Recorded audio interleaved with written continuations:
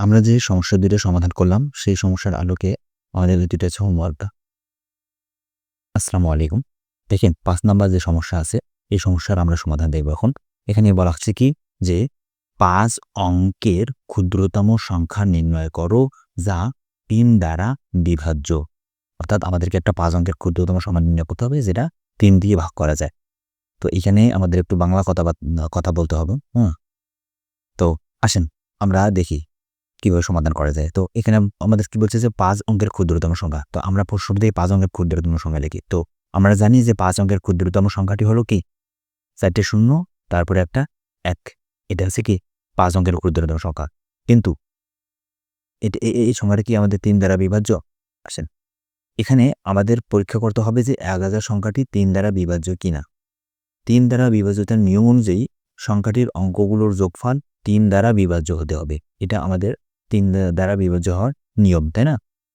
তো এখানে ১০০০ এর অঙ্কগুলোর যোগফল আমরা যদি এই সব অঙ্ক ১০০০ যে সংখ্যাগুলি দিয়ে তৈরি ১ আর ৪ টে শূন্য। তাহলে সবগুলো যদি আমরা যোগ করি তাহলে যোগফল কত পাচ্ছি? ১ পাচ্ছি। ওকে? তাহলে এখানে যোগফল ১ যা ৩ দ্বারা বিভাজ্য না।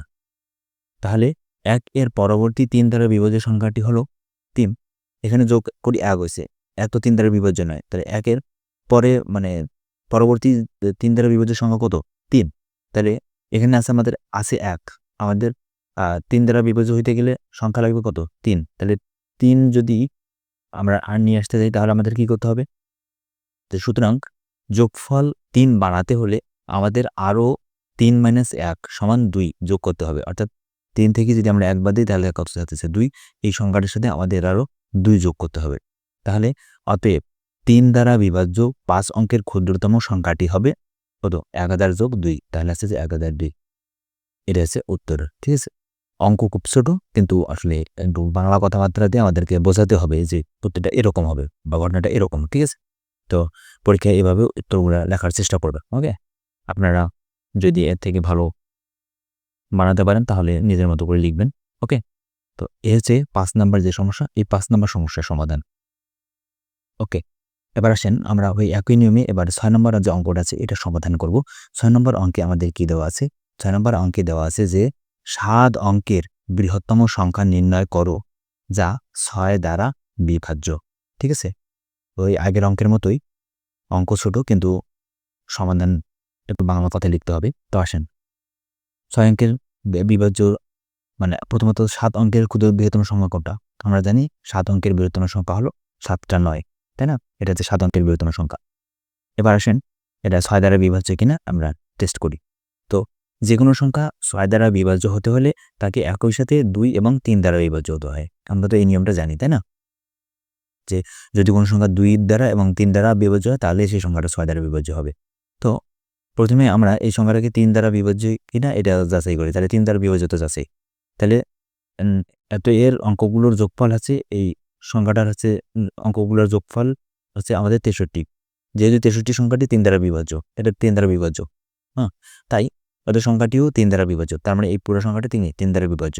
তো এবার আসেন এই সংখ্যাটা ২ দ্বারা বিভাজ্য কিনা এটা যাচাই করি। তো ২ দ্বারা বিভাজ্যতা যাচাই। তাহলে ২ দ্বারা বিভাজ্য হওয়ার শর্ত হলো সংখ্যাটির শেষে জোড় অঙ্ক অর্থাৎ ০, ২, ৪, ৬, ৮ এগুলো থাকতে হবে। কিন্তু এত সংখ্যাটিতে শেষ অঙ্ক ৯ যা একটা বিজোড় সংখ্যা। তাই এটি হচ্ছে ২ দ্বারা বিভাজ্য নয়। ওকে? তো যেহেতু এই সংখ্যাটি আমরা দেখতে পাচ্ছি যে ২ দ্বারা বিভাজ্য নয় কিন্তু ৩ দ্বারা বিভাজ্য। তার মানে এটা ৬ দ্বারা বিভাজ্য হওয়ার সম্ভাবনা নাই। ঠিক আছে? তাহলে আমাদের এখন এমন একটা সংখ্যা বের করতে হবে যেটা হচ্ছে যে ২ দ্বারাও বিভাজ্য, ৩ দ্বারাও বিভাজ্য। তো আসেন এরকম সংখ্যা বের করার জন্য আমরা যে সংখ্যাটা নিয়েছি সেটা হচ্ছে যে এই সংখ্যাটা ছিল। তাই এটা ২ দ্বারা বিভাজ্য নয়। তাহলে এর পরবর্তী সংখ্যা কত? এর সামনের সংখ্যা হচ্ছে কত? ৯৮ সে ৯৮ সামনে সব ঠিক থাকবে। তাহলে ৯৮ এটাকে এটা ৯৮ ৮ আছে ২ দ্বারা বিভাজ্য কিন্তু এটা ৩ দ্বারা বিভাজ্য নয়। কারণ সবগুলোর যোগফল হচ্ছে কত? ৬২ যেটা ৩ দ্বারা বিভাজ্য নয়। অর্থাৎ এই সংখ্যাটা নতুন যে সংখ্যাটা আমরা পাইলাম এটা হচ্ছে যে ২ দ্বারা বিভাজ্য কিন্তু ৩ দ্বারা বিভাজ্য না। এটা একটা সমস্যা। ওকে। তাহলে এটাও চলবে না। তারপর সামনের সংখ্যা হচ্ছে যে 97, সামনের শেষে সামনেগুলো বলতেছি না। তাহলে এটা কি? এটা হচ্ছে 7 বিজোড়, তার মানে এটা 2 দ্বারা বিভাজ্য নয়। তাই 3 দ্বারা বিভাজ্য কিনা সেটা বিষয় না, এটা 2 দ্বারা বিভাজ্য আমরা পাচ্ছি না, তার মানে এটা চলবে না। এরপর আসেন 96-তে, তাহলে এখানে অঙ্কগুলো যদি যোগ করি তাহলে যোগফল আছে 60। 60 আছে 3 দ্বারা বিভাজ্য। আবার অঙ্ক শেষে অঙ্ক হয়েছে এটা কত? 6, এককের পরে 6 আছে, জোড় সংখ্যা, তার মানে এটা 2 দ্বারা বিভাজ্য। তার মানে আমরা এই সংখ্যাটা নিতে পারি। তাহলে যেহেতু এত সংখ্যাটি একই সাথে 2 এবং 3 দ্বারা বিভাজ্য, তাই এটি 6 দ্বারাও বিভাজ্য, অর্থাৎ এই সংখ্যাটা হচ্ছে আমাদের 6 দ্বারাও বিভাজ্য। ঠিক আছে, অঙ্কটা মানে বাংলা কথাগুলো অনেক বেশি এখানে, তো এটা একটু মনে রাখবেন। তাহলে 6 আর 7 আমরা করলাম। ওকে, আসেন আমরা একটা হোমওয়ার্ক নিই। ওকে, আমরা যে সমস্যা দুটো সমাধান করলাম সেই সমস্যার আলোকে আমাদের দুটো হচ্ছে হোমওয়ার্কটা, যে 5 অঙ্কের ক্ষুদ্রতম সংখ্যা গড় নির্ণয় করো যা 9 দ্বারা বিভাজ্য, এবং 4 অঙ্কের বৃহত্তম সংখ্যা নির্ণয় করো যা 6 দ্বারা বিভাজ্য।